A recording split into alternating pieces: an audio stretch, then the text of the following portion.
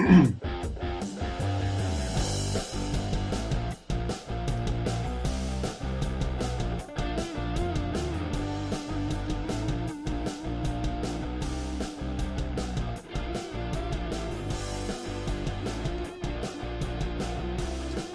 and welcome to our game. We have a huge weekend of Gaelic football coming up. I'm delighted to say I'm joined by two former Wicklow managers, among other things, John Evans and Davy Burke. Lads, how are you doing?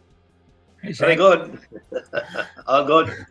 Just going through some of the fixtures this weekend. Obviously, there's a huge amount on. Kerry Limerick in the Munster final. Then you have Dublin Kildare, which is clashing with the European Cup rugby final. We might talk about that soon. Galway Roscommon in the Connacht final, and then Derry Donegal in perhaps the closest of all the provincial finals in the Telcon Cup. Leitrim Antrim, Cavan Down, Longford Fermanagh, Sligo London, Laois Westmeath, Offaly Wicklow, Carlow Tipperary. Huge amount of games on, men. I suppose I'll start off with you, John. It's hard to fit it all in. It is, yeah. There's no doubt about that. And I mean, I suppose this is the weakness in this new system, is that everything is thrown into the one pot on the weekend. And when you have so many games, I think that the J are losing out on promotion of the games, exposure of the games, and I just don't see we getting good value out of the players getting good exposure, getting good value out of it, and certainly, it's all just heaped into the one weekend, and you just don't know where to go if you wanted to follow football. And there's such a good choice. I suppose that's the big thing. There's good choices out there, but I don't think that the counties deserve better. I think they should be divided up. I know we've a calendar. I appreciate that. But look, it's something that the GAA certainly saw themselves a pig in a poke anyway. Well, what do you make of it, Davy? I mean, and how many people in Kildare, for example, are massively interested in the rugby and might watch that instead of casually rolling up to Croke Park and going to this Leinster final? Yeah, it's too congested. We're competing. Our 4 provincial finals now are competing with the Heineken Cup final, the Champions League final. It's crazy, really, that they're all being crammed into one weekend. And I'm sure even for the likes of yourself, Shane, it must be a nightmare trying to cover all this. So and look, the 4 top games will get exposure. So the 4 provincial finals will all be seen. We'll all see them, no problem. But like the 7 Telcon Cup games, that'll get very little to no exposure this weekend. And if the likes of Cavan there, who are a top side, down how good are Westmeath now, they're all very, very competitive, good games, and they're going to get absolutely zero airtime. Let's be honest, you're going to get forgotten about this weekend. And how is that promoting the sport? How is that keeping lads in the country and keeping lads out of the States, for example? And ultimately, we've crammed it far too tight. I know they're talking about split seasons and they're talking about all this stuff, but I think we've crammed it. We've really hamstrung ourselves, and we're getting lost. Our main product is the championship, and it's getting lost now on a weekend where we're competing with far too many other sports. And for me, whatever about there's huge rugby in Kildare, and Leinster would have a big Kildare contingent on the panel, but the soccer is massive as well. Like, it's massive now. I wouldn't be a soccer man whatsoever, but I know there's a lot of Liverpool fans in Kildare, and I can tell you where they'll be. They'll be either in the pub or in Paris or somewhere, watching that game on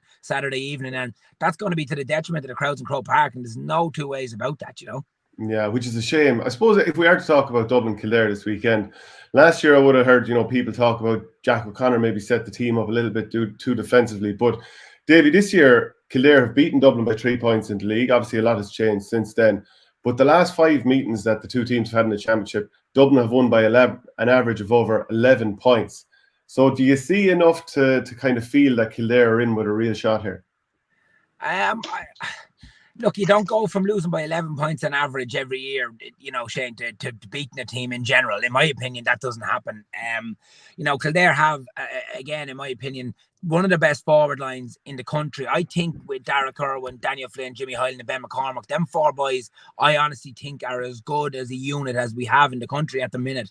I'm concerned about the defensive structure. I'm very concerned about it. I think we're playing a little bit too aggressive, too attacking football, and potentially maybe our 2 wing forwards are probably believe they're actual out and out forwards. Whereas for me, I'm not sure that's the answer in the modern game. I think you need two more work-minded lads, two more defensive-minded lads in that role to block us up and shore it up. And if Westmeath can kick 215, Shane, the last day against us, and let's be honest, Westmeath had a poor year, mid-table Division 3, and if they can kick 215 against you, I'd be worried about what the Dubs could score. But Kildare have absolutely a chance because we have forwards now. We've genuine scoring forwards and more off the bench.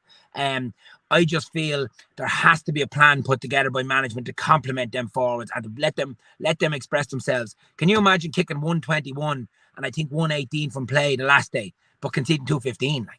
Like where are we going here? So for me, let them boys kick maybe 118 and concede 110. You know that's the way I'd be looking at it. So I just think defensively we've major issues, and the Dubs won't be long about exposing them. So unless we tweak the plan, Shane, I can't see Kildare turning the tables. No. And to take that point up, John, Dublin have scored 124 and 127 in their 2 games, albeit Wexford didn't put up huge resistance, and Meath were quite disappointed in the last round.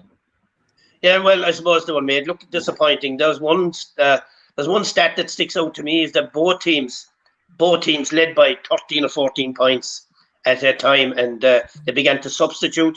They began to change around. What I like about Kildare so far is that they're attacking aggressively. Now, there's no doubt about it. Davy may be somewhat right in saying that is there enough of cover at the back when they're doing just that. I'd wonder about it.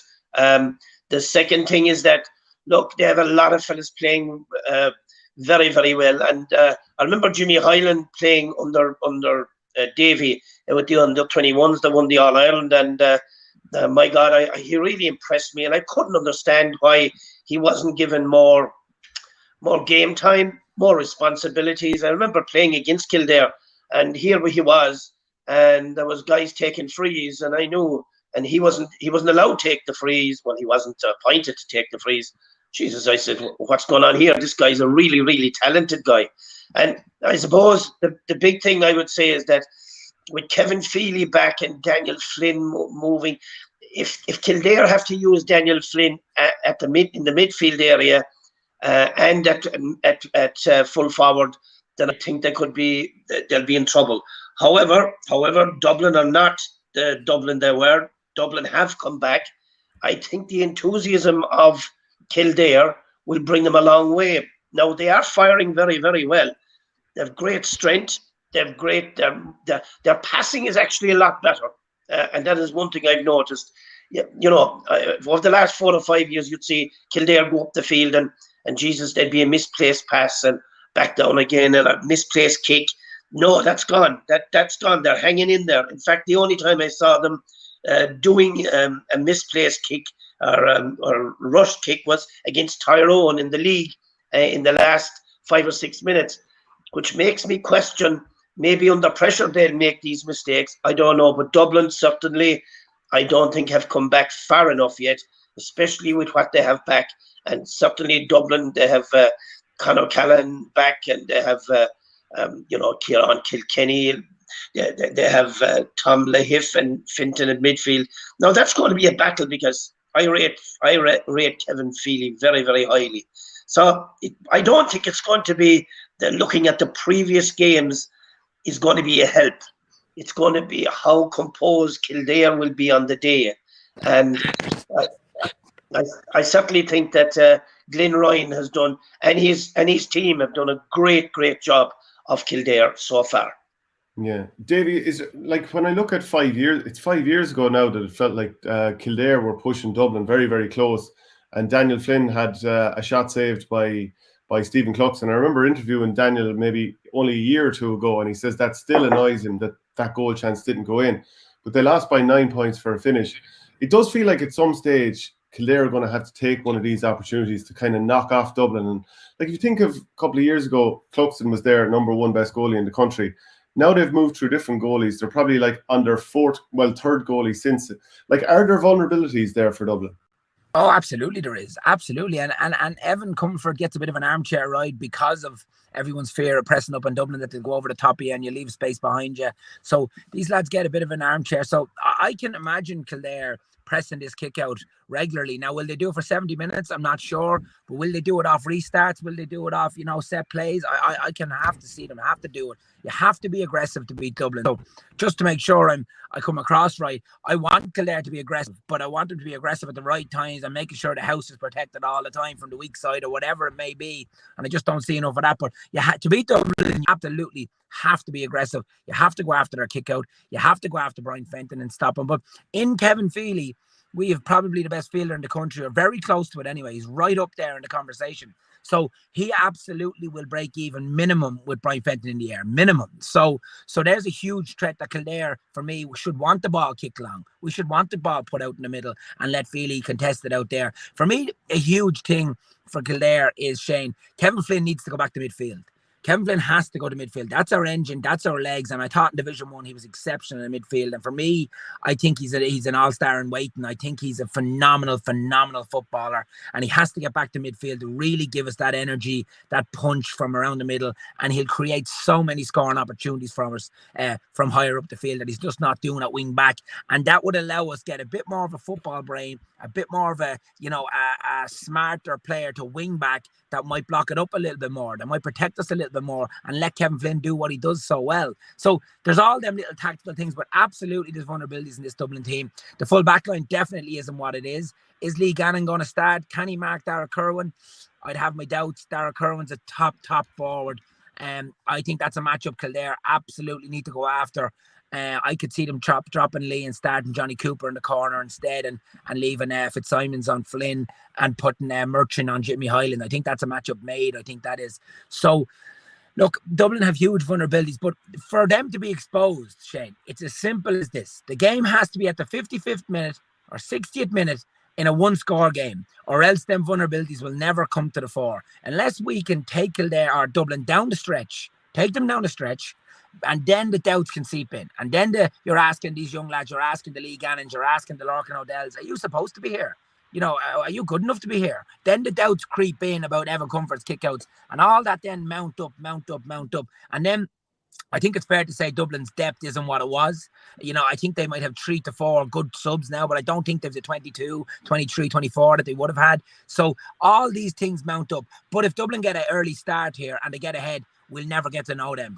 We'll never get to know them this weekend, Shane, because them vulnerabilities will never come to the fore. So for me, Kildare have to set up in a way to bring this game down the stretch as a one-score game. We've a very young, exciting, athletic bench, and give them boys a chance to ask the right questions of this Dublin team, and then we'll all know exactly where they are, Yeah, because Dublin have won 17 of the last 18, John, and now, I'm just looking through the team that played in the semi-final, and you are down to the fourth goalie, I suppose, in the last maybe 3 or 4 years now. David O'Hanlon is in there.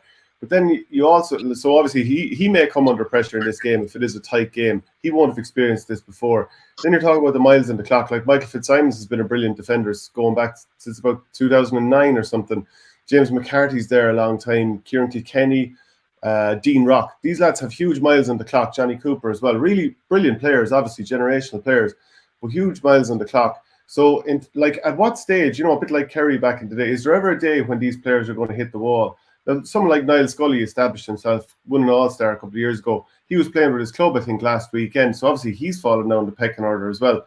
So, when does a team like this hit the wall? And, what do Kildare need to do to exploit that? Well, the first thing that Kildare need to do is that to take the game to Dublin. Davy has alluded to it there, is that they have to take them on, they have to get ahead, and they have to make them chase. If Dublin are supposed to have the legs are tiring and the commitment is tiring, then there is one thing sure, Dublin or Kildare have the drive. That is one thing that's in them. They've always been known as a strong, fit team, but now I think they're becoming a strong, fit and tactically aware team. So I just think that definitely they have to take the game to too many teams are letting Dublin go. Now, having said that, I have to come in here and say, hey, look, any team that has Conor Costello, Conor Callahan and Dean Rock, let them have slow legs and have a lot of miles on the clock. That Kieran Kilkenny and Sean Bugler around the half, Brian Howard, James McCarthy and John Small. I mean, that half-back line alone, lads, it's a class set of half-backs. And look, you have Johnny Cooper, and Paddy Small is actually back on the subs bench, and he's a big asset because he's a very accurate with the left leg. And then you have Niall Scully. So, look, Dublin haven't gone away by any standard of means, and I know both of you don't mean that they have gone away. And you're probably nitpicking to see what the negatives are with Dublin. However, lads, they have experience. However, they've been downtrodden, and Kildare have to zone in on that. They have to really lock horns with them, get ahead of them. Look, the secret of what Derry have been doing all along is that they've gone after teams. You can talk about that later. The secret of the team, with the enthusiasm, the drive, they've gone after teams and they've stayed with it. Now, the last point is the reference what I made to about Tyrone.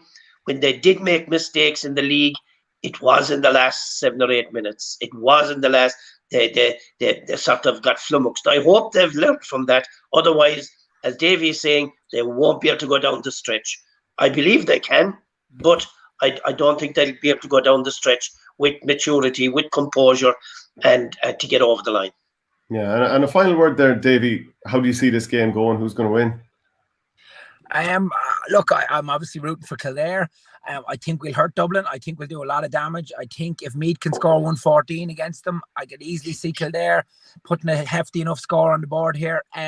But I just don't think in 2 weeks, Shane, we'll have enough work done defensively. The Westmeath game gave me horrors, to be honest with you, watching an average Division 3 team cut through a Division 1 team like that. It just doesn't look good for me. So for me, I could see Dublin winning by 5 or 6 points. I just don't think Kildare will have the defensive structure in place. But it's year one for this management, and it's a young team. So I'm not right, this is a work in progress here and will be a threat maybe in moving forward. But I think there's work to be done defensively, so I can see Dublin winning by 4 or 5 points, Yeah. And John?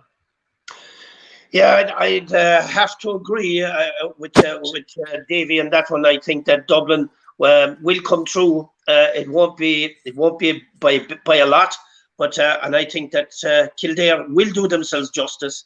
I think that this management are growing. They're growing into it, and they're learning, and so are the players learning. And to get it all done in one year is, I won't say it's impossible, but it's a big ask. So I would say Dublin. So it's many multiples that it has then for Limerick playing against Kerry this weekend. I don't think anyone has really given Limerick a chance, because Limerick haven't won it since 1896. But I was thinking, John, and I'm sure you would have been watching this closely, during the middle of the noughties, a few times, Mickey Ned was involved with Limerick and they were pushing Kerry very close. Once or twice, maybe Kerry just about got out of jail. So it doesn't feel like we're at that stage just yet, but this is a good Limerick team and they're moving in the right direction. But it's hard to look past Kerry, isn't it? It's impossible to look past Kerry at the moment with what they have at their availability in players and everybody being fit and ready to go.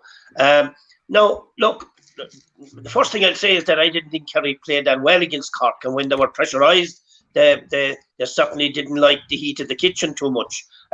So Limerick have one thing, one strength, and whether it is in Liam Kearns' era, whether it was in Mickey O'Sullivan's era, or in Billy Lee's era, let me tell you, they've got that resistance. They've got that steely. I've seen a Cork team that won the All-Ireland, and they flounder to try and get past them.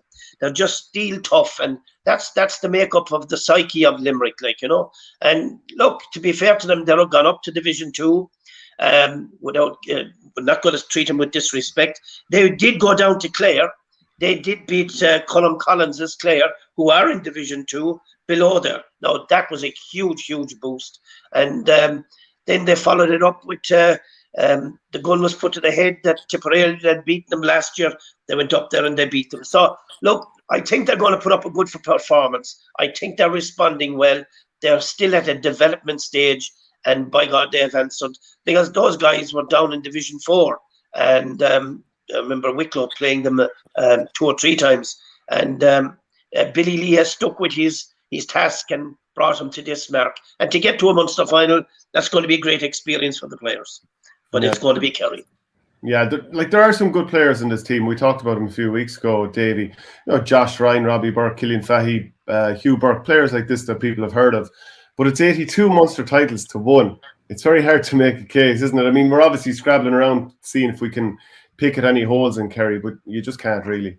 No, you can't. And even the All-Star nominee in Corbett's probably their driving force, really. And another huge blow for them. Danny Neville's away. I think he's on a tour of duty or what, so he was a very, very good forward for Limerick in my time at Wicklow. He causes a lot of damage in a couple of National League games. So really you can't look past Kerry. It's very, very difficult. The game's in Killarney too, which is a definitely drawback for Limerick too.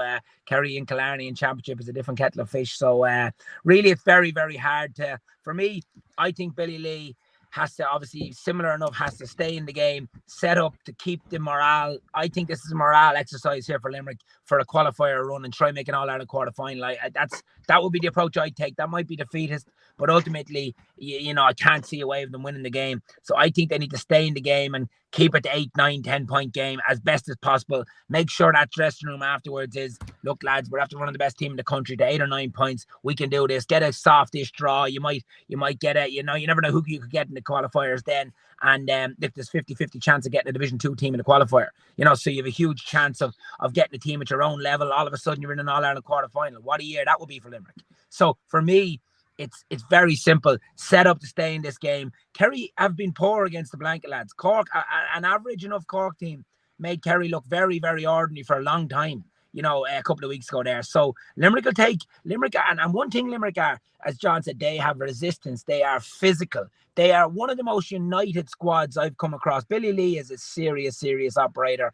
I had first-hand experience them down on Rathkeel. My God, lads, they bet lumps out of us. But they were so, so united before the game, after the game. They just looked like a real tight-knit bunch of lads. So I think they need to set up to stay in this game, Shane, keep morale after the game, and hope for the Division 2 team in the qualifier. And all of a sudden, you're in the quarterfinal of an All-Ireland. What a year for Limerick that would be, Yeah, certainly would. Do you share John's kind of concerns about Kerry? I mean, I thought that if Cork had a bit more belief, or more so composure, in that Munster semi-final, like there's a few times they just coughed up possession, Kerry were able to hit them on the break, and there was scores got them, and obviously the bench came on as well. But there are vulnerabilities in that Kerry team, I would say.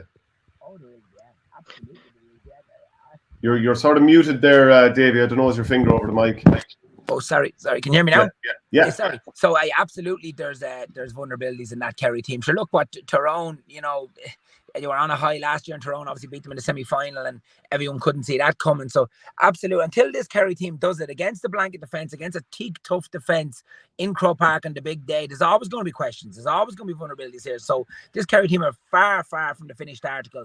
Do they have all the potential in the world? Absolutely, but they're very far away from the finished article until they get that medal in their back pocket, ultimately. So I would have absolute reservations about them for now. And Limerick can absolutely make their life difficult. There's no doubt about it. But their bench, their power ultimately will come to the fore, ultimately, and it will be enough to win this game by probably 10 plus points, that kind of way. But they're by far, and we could probably get onto it later, but the draw has been very unkind to Kerry in that they're going to have another 4-week break, as far as I'm aware, after this game, and that's absolutely doing them no favours. Can you imagine coming out against Tyrone or Armagh or Mayo or Monaghan after a 4-week break? It's just not good. It's not good having played really no one along the way. You could be caught, that'd be my fear. Yeah, would you share that fear, John? Of course I would, yeah, because look, there's nothing like championship games. You look again. I'm referencing Derry maybe 2 or 3 times already in this interview. But look what the game against Fermanagh did for them. Look, and it rolled them on to Tyrone, and they were really well set up, and they're springing their step, and games, and now they're in an Ulster final, and to come through Monaghan the same way. I mean, games, whereas Kerry, Jesus, they've had no test really. And look, with all due respect, Cork did give them a game for whatever it was, 52 minutes or whatever. But I've been at the end of those things, and they've such talent to bring on. They've such backup now. I think that's where their real strength is. In bringing in the likes of Gainey and guys got on, and they still didn't use Dara Moynihan But what they have available to them is some, like, Paul Murphy, ex-captain of the team. He's coming in there. Look, I think it's a bit early to be calling as to who's going to win the All-Ireland, but the previous critics of Kerry are saying, hey, Kerry are in with a great chance. And when I asked why, they said, because the other teams are coming back. No, that's the way they're looking at it. Dangerous way to be looking at it now, let me tell you. But it's that Dublin has come back, that Tyrone have come back, and where's the threat going to come? But as Davy says, it may not be in the final. It could be in the quarter-final, and that's where the trouble really, really starts. Because you get a tough quarter-final where fellas are seasoned, hardened, they've taken lumps out of each other, they've been down the stretch, and remember we were talking a lot about that with Kildare, down that stretch. Kerry can't go down that stretch and haven't practiced going down that stretch, then they won't know what to expect. Yeah, well, when you look at Roscommon against Galway, Roscommon last won the Connacht title in 2019, Galway in 2018. To get this far, the Rossies had to beat Sligo, and they won by 23-11. Not a massive test there. Galway, to be fair, they had it tough enough against Mayo, well ahead, and then Mayo pulled them back. There was only a point in it. Then went out and hammered Leitrim in the next game out. But having managed Roscommon, you obviously know them and the psyche well. What is the relationship between Roscommon and Galway like, John? Well, you can take it from me first. They don't fear Galway. They just do not fear Galway at minor, under 16, under 21, or senior. And when they hear of Galway, they know they're going up against a footballing team. They're loving it, because that's what it's just that Roscommon, you know the game that they play. They're young, fast players that move the ball extremely fast. And look, at the end of the day, both teams are alike in ways, like, Now there is a difference is that in my view, I think that the full forward line. I saw an amazing stat. The full forward line by Galway of Finnerty, Comer, and Welsh. Jesus, they only kicked 2 points from play. I mean, that's an awful stat. I mean, if Galway are going to have any chance, these 3 boys are going to have to step up. Walsh kicked 2.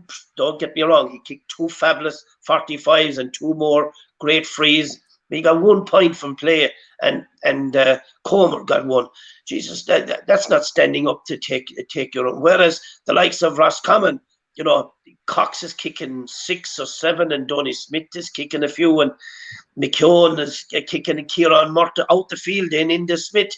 So they've scorers from all over, which I'd be worried about for Galway's defence. Plus, that Roscommon, it'll be if Roscommon are to beat. If they do beat Galway, it'll be for the 3rd time this year. Can you imagine that? I mean, Padraig Joyce would have to start scratching his head and say, what am I going to do here? Something different anyway. So I just think that, the way it's going, and it's going into fine weather, fast play, and I honestly believe this. This is the one area I think that where Anthony Cunningham and his team may be making a slight error, is that Diarmuid Murta is easily one of the best inside forwards I've coached. He is just unbelievable what he does. And the only people I see that used him properly, really, I went to see him playing for DCU, and they had him on his own inside. And it didn't matter whether there was 2 or 3 on him. He still did the business, So I just holding him so late for the league final, and when he comes on, he kicks 1-1 or 1-2. I mean, Jesus, that's criminal. If you're going to use a guy, use him, give him a fair chance on the team anyway. And look, not knocking Anthony Cunningham and his team at all. What I'm just trying to say is that this guy needs more minutes on the field than 5 or 6 minutes, certainly, if they're going to win. Yeah, I was in at that league final. Roscommon won 120 to 22 points, so very, very narrow. And Diarmuid Murta was brilliant. He scored an unbelievable goal when he came on that day. And you look at the scoring threads, Davy, that Roscommon have. Carl Heenan, who came on in the Sigerson Cup final this year, he was brilliant. Now, he didn't score that day. We still have Donny Smith, Connor Cox, Enda Smith, who was very quiet in that game, Kieran Murtaugh. And like, it's a very fair point that John has made about the inside forwards for Galway not scoring much. But you still have the likes of Paul Conroy. Like, he has 5 points in 2 games, got 6 points from play in that final at Croke Park, the Division 2 final. So there are scoring threats across the board, but maybe Roscommon do have the greater inside threats.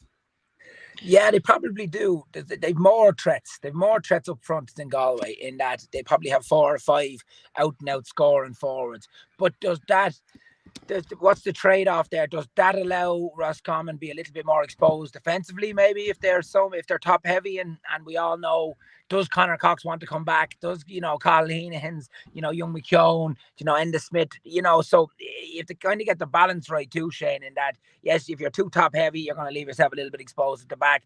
Yeah, I'd prefer to try and get a bit of a nicer balance there. And Galway, for me, looked like a team that are heading towards that balance. I would have been very critical of them earlier in the year because I thought they were wide open, time and time again, wide open. I think Cork scored, I don't know what they scored, 320 or 218 against them or something mad in the league, earlier on in the league. And, they looked wide open. And obviously, in fairness to that Galway team, they were clearly working on a plan behind closed doors, which was to be implemented in McHale Park, which they did brilliantly, with the 2 Curra Finn boys tucking in as a double sweeper, stopped Mayo's run game, and it really, really nullified that Mayo team. So I think the transitional power, if Galway set up the same way again, which they absolutely have to stick to this now, because it's their only chance of going on to an All-Ireland, they're competing at that top table, is to set up defensively like this and then use Killian McDade's running power, use Damien Comer's running power, use Malloy, use these boys' absolute athleticism to get them out there and go forward, and obviously give Shane Walsh a bit of a free roll there up top.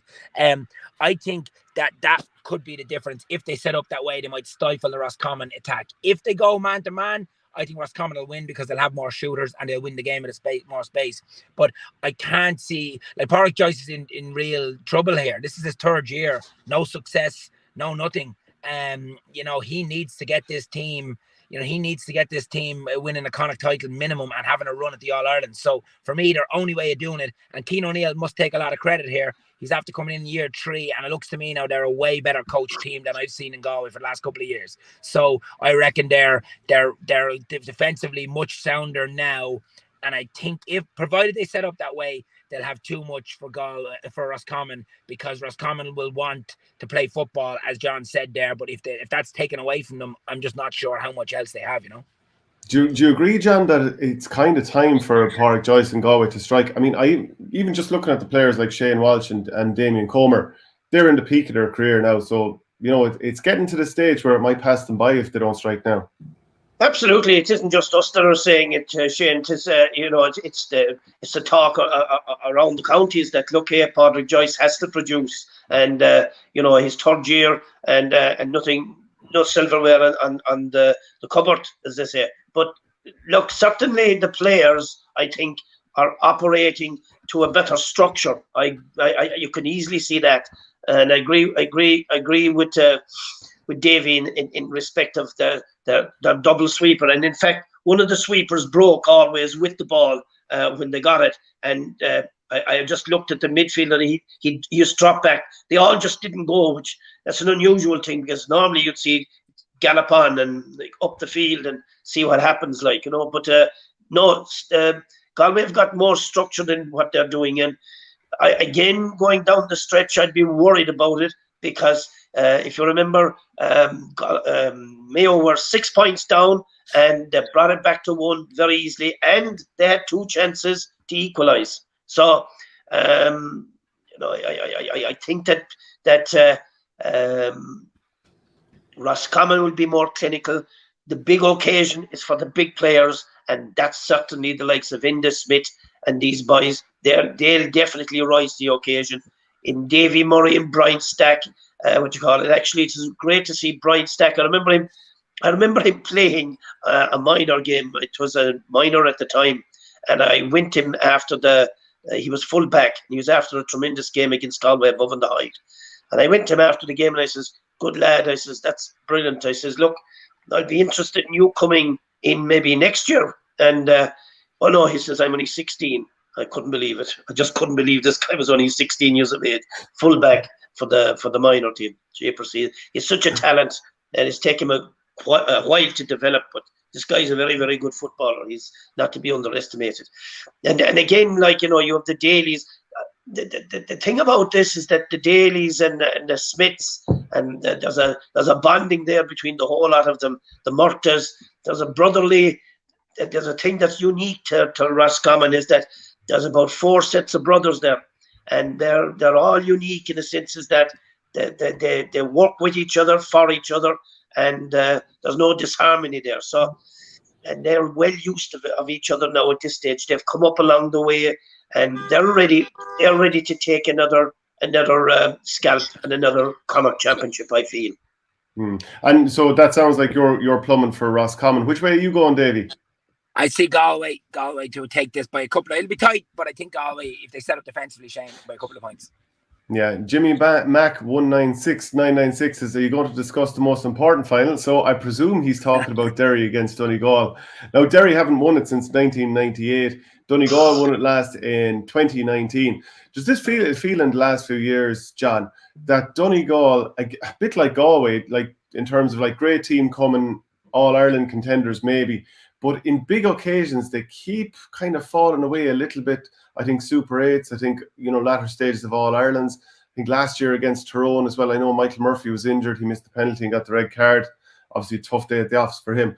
How do you feel about Donegal, having watched them this year? They beat Armagh comprehensively and then saw off Cavan. Well, there's no doubt about it. Like, I mean, Donegal to me are very, very dependent on Paddy McBrearty, Michael Murphy, and Jamie Brennan in the full forward line.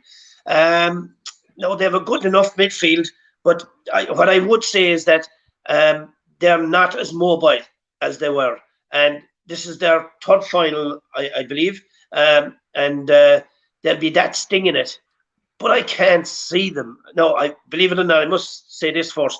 I've always been a supporter of Donegal, and I've been wrong on a couple of occasions. But this time, I definitely have to go with Derry, and I'm intrigued the way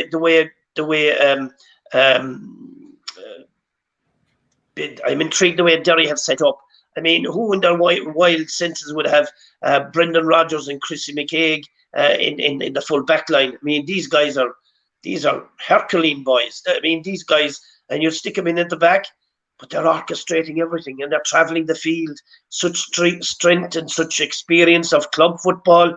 The Conor Glass and Shane McGuigan is nailing everything, and Benny Hearn has been a complete revelation. Niall Toner, these guys, they're a big, lucid team, and what I'm noticing about them is that you come at them, we'll go at you again. And their defence is excellent, and I just think that the Cavan defence held Donegal very handily now. They got a one lucky goal, and the other they got a good goal, and even the ball bobbled around for a while. But look, goals are there to be taken, fair enough. But certainly, I don't think that Donegal are playing that well. I don't think that they're firing. Maybe the fact it's their third final on a row is going to help them. But Chiefs, I just can't see it past Derry at the moment. Not with as I've already said earlier, not with them coming through Fermanagh, and not with them coming through Tyrone. And we'll say, Japers, they underestimated him. And then Monaghan, they just didn't give him a look in. So look, they're a big physical team. They travel the field. They work the ball very intelligently, and they support each other. And if I think Davy was talking about defensively, my God, do they get men back? Do they get into the right places? They're just not marking space. These guys are troubling everybody that comes into their terrain. And I just think you can't look past them with the test, the three tests that Derry have had against the one test of Cavan so far. No disrespect to anybody else. And I suppose because they didn't get promoted from Division 2, people weren't talking that much about Derry. And, Roscommon having that dead rubberish game for Galway, which allowed them to get promoted. I suppose that dampened talk about Derry for a while. But, I mean, Davey, you can't ignore Shane, I'd say that the big thing was that really sort of it incensed Derry was the sending off of, was it Shane McGuigan? You know, it was a terrible call. It was, that's the way it went. But when it was looked back at afterwards, the card was rescinded, and but so here they're making their own look from here on in. They haven't looked back. But I'll tell you, these guys are they don't mind what division they're in. They don't mind where they are. They'll take what's in front of them. And of course, their manager, if he jumps any higher, he'll sprain an ankle when he comes down or something like that. And like they conceded 4 goals against Galway in their second last league game, so that combined with not getting promoted, I suppose Davy dampened it. But like when you beat Tyrone in the manner you beat them by 11 points, and then you go out and beat Monaghan, everyone's sort of, I suppose, maybe second team in Ulster the last few years. You can argue the toss on that. Like they've really hit another level. I was very much on the Derry buzz. I've been on it for a good while now, but I will be honest with you. At the end of the league and how poorly the Galway result, it sticks in my head for some reason. At home, they opted to go against the breeze, and it was game over at half time. I don't know what they were doing. Whether that was intentional, I very much doubt it, because it cost them promotion. I don't know what they were doing that day, and if they collapsed under the bit of pressure at home, well, that would leave me with concerns in the back of my head. But very much they've turned that corner, and obviously 2 huge performances against Tyrone and Monaghan. But one thing I will say, and probably the first time all day, I'd be on the opposite side to John. I think Bonner and Rochford have both showed that they're tactically astute. I think particularly Rochford in his Mayo time and his Donegal, he has showed he understands the game. And I honestly think, lads, Donegal will go out here and they'll mirror this Derry team. This is what I think. I think Monaghan and Tyrone went to play too much football, which is mad to say, but I think they tried to play too much football and they played into their hands. And for me, Derry need goals because they won't kick 18 points, I don't think, right? So right. Derry need goals to beat you. I can honestly see Donegal lining up and murdering this side and saying, you leave 14 back, we leave 14 back, and we'll beat you in a 10-9. And we've Michael Langan, we've Kieran Thompson, we've Michael Murphy, all to kick scores from around the middle. And then we'll kick our frees and we'll get 10 or 12 points on the board and we'll suffocate you out, and you won't get them counter-attacking goals like you got against Monaghan against us. And that's how I see this game being played out. Donegal are the masters at that. They don't care what it looks like, in my opinion. They've done it long enough. They don't mind what the game looks like. They're not worried about the crowd. If they get their medal in their arse pocket, I think that's all they care about. So I think personally, and if you look at the last game, right, Monaghan kicked 17 points against Derry. They 21 wides or shorts on top of that, lads. 21 wides and shorts on top of that. Monaghan had winnings in the game all day, right? They left the back door open and they were caught for 3 goals, right? Simple as that. That was the difference between the teams. I just cannot see a team of this experience, 10 of the last 12 Ulster finals, 3 in a row now Ulster final. I cannot see these boys leaving the back door open. I think they'll completely go out and mirror what Derry are doing. And then what do you do then? I think you're taking McKinless's biggest strength. You're taking Conor Doherty's biggest strength. You're taking their transition play out of the game because there's no space. There's no turnover. You're not exposed. You're taking that out of the game. And now you're getting into a dogfight. And I think Derry lads are limited. I think they're exceptionally well coached. I think they've 3 or 4 Rogers, McKinless, McCaig, McGuigan, Emma Bradley off the bench. McFall is going to come back to haunt them. He's going to be a huge loss for them when it comes down the stretch, when they don't have that top class sub to come in, But I think outside of that, Benny Hearn's playing well. Niall Loughlin's playing well. Are they top drawer players? I'm not sure. So I just think, Donegal will be happy to eke this out, whereas I think Monaghan and Tyrone tried to go after them, and maybe a little bit of disrespect, maybe a little bit of gung-ho and disrespect, whereas the cat's out of the bag now. Are you telling me Rochford hasn't been sitting down at home there in Castlebar the last 2 weeks, absolutely trawling through the videos and watching what to do? So for me, I don't think this is going to be a great game to watch, but it'll be tactically unreal, intriguing. And I can't see Donegal being betting it because I don't think Derry are going to get the goals, opportunities that they got previously against the other teams. And you know what? Like, you've teed that up lovely, Davy, because the stats really ram home what you're saying. Derry haven't scored a goal against Donegal in any of their last 7 championship games. The last person to do it was Owen Bradley in a 2008 quarter-final, which is the last time to beat them. Yeah, that's crazy, John. Like, all of a sudden, I think what Davy's saying there is quite compelling. All of a sudden I can't look past Donegal. Yeah, it is. Stats are fine, but I wouldn't be reaching back to 2008 now for them. But anyway, no, look, I agree with what Davy is saying to a certain point, but I just feel that the physicality of the strength and athleticism. And when I'm talking about strength and athleticism, I'm talking about these tall, agile men that are good on the ball, that are from the back. Their full back line. Again, look, it's easy to talk about Rodgers and Chrissy McKaig and these guys, but Jesus, they work the ball out so tremendously well, and they slow it down when they want to. Okay, there's a few of their goals that they've got. The Herons, I think, first goal was lucky enough that it came in over the top and that. But look, their enthusiasm. That's really, and I think if both of you have said that, like, I mean, these guys are not top class players. They're never top class players until they get to the top table and eat at it. And these boys, I think, are well capable of doing that. So look, from my point of view, I think that I've always been, as I said initially 10 minutes ago, I've always been a supporter of Donegal. I like what they were doing. I thought they were going in the direction.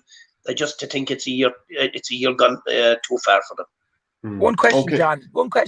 On the Derry setup, right? Can they keep going to the well? Obviously, Rory's seriously, aggressive, abrasive. They go every day as they empty it, right? Can they do that for the third Sunday and for 6 weeks in a row, whatever it might be? Can they go again to that level of intensity? Where's the mental fatigue and the physical fatigue, or are they on such a high? Or what do you think? Is it possible to keep going? It's a great question, because I actually put a thought of that, because I was looking at it's Donegal's third time going to the well here. And here thereafter, they're into their third championship game. And where it's really, really intriguing is that have the 3 games come consecutively very close together, and have you time to really assess where you are, how much you've achieved, and can you do it again? That's the big question. And of course, to try and answer it and put it up against an experienced Donegal team, then I would have to say, yeah, maybe they mightn't rise to the occasion. That is that possibility. I think that, again, if Donegal don't start and get in front and play the game you were saying, maybe they'll all back and they'll go on the break, with McHugh flying and all these guys. I'll tell you, if Donegal get in front, I think they'll win the game initially.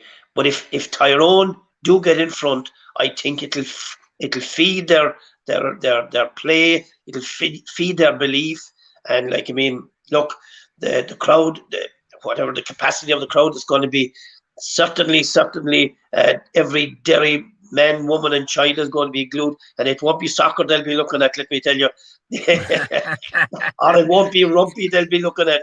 Everybody will be looking at this one. It's a massive, massive game. The experience again of Donegal is going to keep them there, and there won't be a point in it. I just think that, as I say, Derry. But the total answer to your question, I don't think that's going to happen, Davy. I think coming 3 games on the trot, I think that they're building, and I think they're getting better. And you know what? It's hard to beat an Ulster final in Clonus. I was at one a few years ago, and it really is a brilliant spectacle in that natural bowl that Clonus is. So you've been very good at your time, lads. But just quickly, I'll just run through the Telcon Cup fixtures and just ask you, is there any game in particular standing out to you? So in the north, round 1, Leitrim, Antrim, Cavan Down, Longford, Fermanagh, Sligo, London. And then in the south on the Sunday, Laois, Westmeath, Offaly, Wicklow, and Carlow, Tipperary. Anything in particular standing out to you there, John?